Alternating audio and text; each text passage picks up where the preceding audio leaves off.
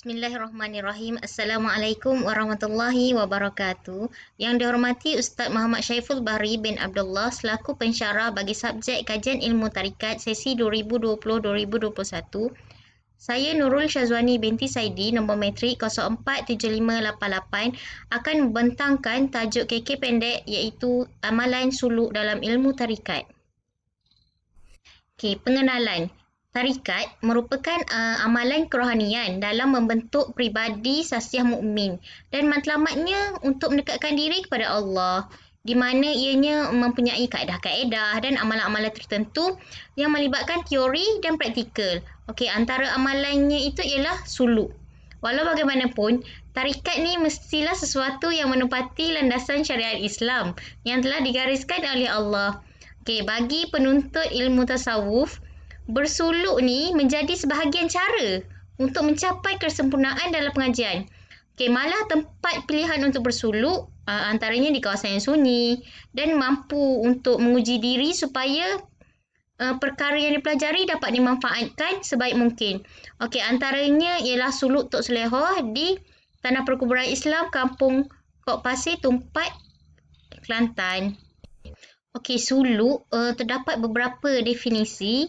Antaranya ialah pengasingan diri untuk bertafakur atau menenangkan fikiran dan mendekatkan diri dengan pencipta. Yang kedua ialah ikhtiar menempuh jalan menuju Allah Subhanahu Wa Taala semata-mata untuk mencari keredaannya. Seterusnya, suluk ni ialah cara mendekatkan diri kepada Tuhan dengan latihan atau riadah berperingkat dalam waktu tertentu dalam bimbingan guru tarikat. Okay, Al-Jurjani dan Ibnu Arabi menjelaskan khalwat ataupun suluk bermaksud perbuatan batin dengan Allah. Ibnu Ajibah mendefinisikan sebagai suluk ni mengasingkan diri dengan tubuh badan. Okey, seterusnya uzlah Nabi Muhammad sallallahu alaihi wasallam. Okey, Nabi Muhammad sallallahu alaihi wasallam sebelum diutus sebagai rasul, baginda mengalami kebuntuan akal tentang hal ketuhanan dan baginda telah memilih jalan uzlah di Gua Hira. Okey, masa yang paling baginda sallallahu alaihi wasallam gemar beruzlah di Gua Hira ialah pada bulan Ramadan lah. Okey, latihan uzlah yang baginda lakukan dari umur 36 hingga 40 tahun itu telah memantapkan rohani baginda sehingga berupaya menerima tanggungjawab sebagai rasul. Okey, wahyu yang dibacakan oleh Jibril alaihissalam hanyalah singkat, tetapi Rasulullah sallallahu alaihi wasallam dapat menghayatinya, dapat faham, dapat mengamalkan dan dapat menyampaikan kepada umatnya dengan tepat meskipun baginda ni tidak tahu membaca dan menulis. Okay, dari segi pendalilan, kisah Nabi Muhammad sallallahu alaihi wasallam yang mengambil jalan menyucikan hati dengan pergi ke Gua Hira dan memencilkan diri seketika di sana. Terdapat firman Allah Subhanahu Wa Taala dalam surah Al-Maidah ayat 35 yang menyatakan tentang suluk ni lah. Okay, yang kedua, dalil peristiwa yang berlaku kepada Ashabul Kahfi yang berusaha untuk menyucikan jiwa dengan mencari keredaan Allah. Okay, Allah Subhanahu Wa Taala berfirman di dalam surah Al-Kahfi ayat 11 hingga 14. Okay, tempat bersuluk. Okay, terdapat pelbagai tempat bersuluk. Okay, antaranya ialah di masjid, ada yang melakukan ini di surau ataupun di rumah mursyid atau guru mereka dengan menggunakan kelambu kecil sebagai pengganti bilik ataupun lubang-lubang tanah. Okay, contohnya di rumah Tuan Guru Haji Saibun, Batu 15, 1/2 Pulau Kerengga, Marang, Terengganu, ataupun tempat khalwat Tuan Guru Haji Muhammad Noh di Kampung Sungai Cincin, Gombak, Kuala Lumpur dan lubang tempat khalwat Tok Selehor di Kampung Selehor, Tumpat, Kelantan. Okay, suluk Tok Selehor. Suluk Tok Selehor bertempat di Tanah Perkuburan Islam, Kampung Kok Pasir, Tumpat, Kelantan, yang mana ianya turut diangkat sebagai lokasi pelancongan Islamik oleh Tourism Malaysia Kelantan. Okey, di sana terdapat ruangan khas seperti wakaf yang turut mempunyai pintu masuk daripada kepala kereta api lama. Okey, kat dalamnya ada sebuah lubang konkrit yang berkedalaman 7 kaki bersamaan dengan 2.33 meter. Yang menyerupai kedalaman sebuah kubur orang Islam. Okey, peserta yang ingin bersuluk dibenarkan bersuluk di dalam lubang itu termasuk ketika tengah malam ataupun dalam keadaan sunyi. Suluk itu dibina oleh tokoh ulama terkenal Kelantan iaitu Allahyarham Abdul Rahman Uthman atau lebih dikenali sebagai Tok Selehor pada 1921.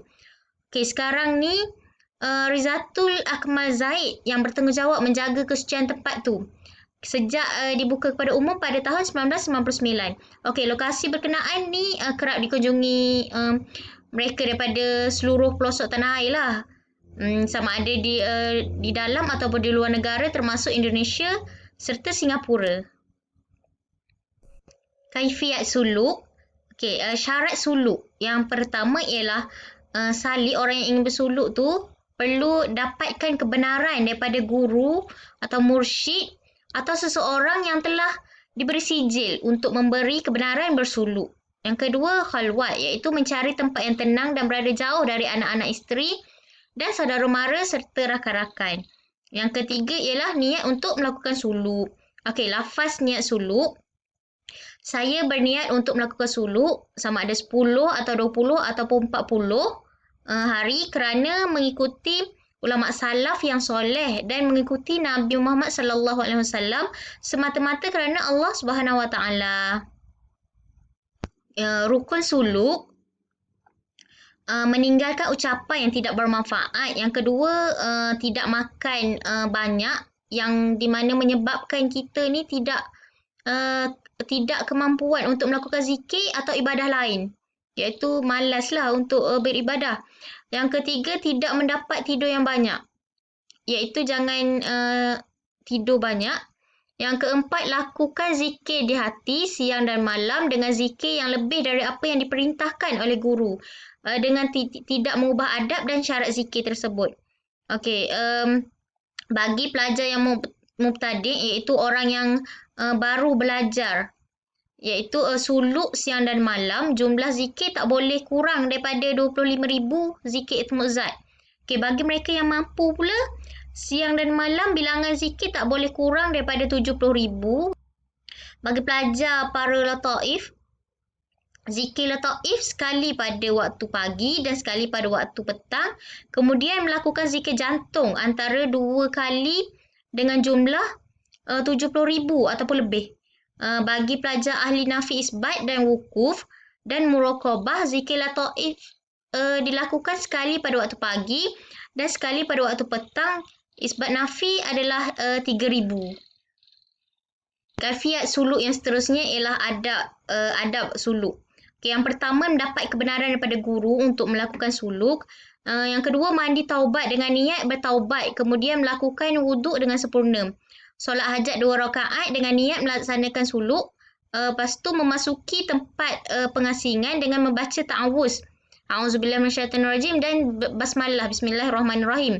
Okey, sungguh-sungguh bermaksud memenjarakan nafsu iaitu riyadun nafs. Sentiasa dalam keadaan berwuduk iaitu mengekalkan wuduk lah. Tidak bercakap kecuali zikir kepada Allah Subhanahu Wa Taala, mengekalkan ikatan rabitah pada guru ataupun mursyid, menunaikan solat jemaat dan solat berjemaah 5 kali sehari. Sunat rawatib, qabliyah, ba'diyah dan solat sunat lain, terutama yang sunat muakkad dengan bersungguh-sungguh.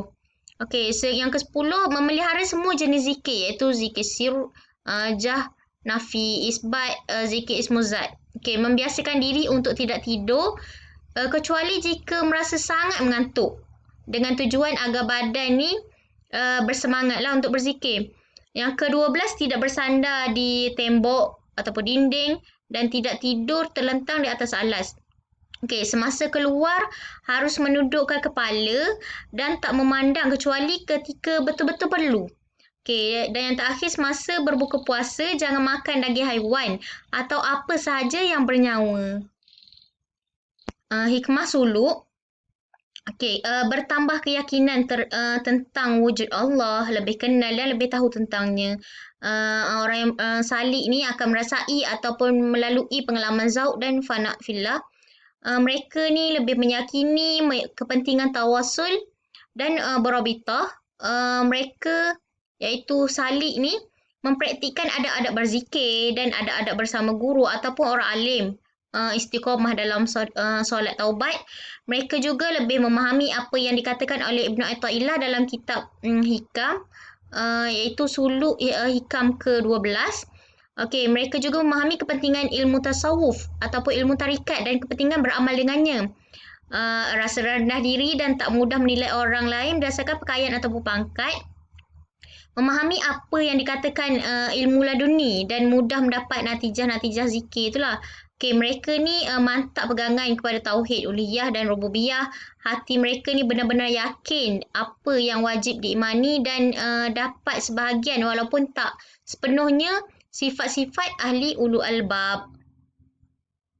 Dan penutup, okey, sebagai kesimpulannya lah, bersuluk ni merupakan amalan dalam tarikat yang matlamatnya adalah untuk dekatkan diri kepada Allah Subhanahu Wa Taala mengikut syariat Islam lah. Okey, suluk bukan bertapa kerana suluk ni dipimpin oleh mursyid yang menyampaikan murid atau salik tu pada Allah melalui zikir, pimpinan zikir dan pimpinan taubatnya. Okey, sedangkan bertapa ni seorang diri je. Okey, salik yang mengikut suluk mestilah niatnya suci untuk mendapatkan keredaan Allah dan kepentingan akhirat dan bukan untuk menunjuk atau bangga ataupun ingin kemasyhuran dan sebagainya. Okey, oleh itu amalan dalam suluk ni memerlukan mujahadah berterusan, istiqamah serta bersungguh-sungguh untuk mendapatkan natijah yang baik yang akan meresap ke dalam jiwa salik tu sebagai benteng dalam mengharungi kehidupan mereka.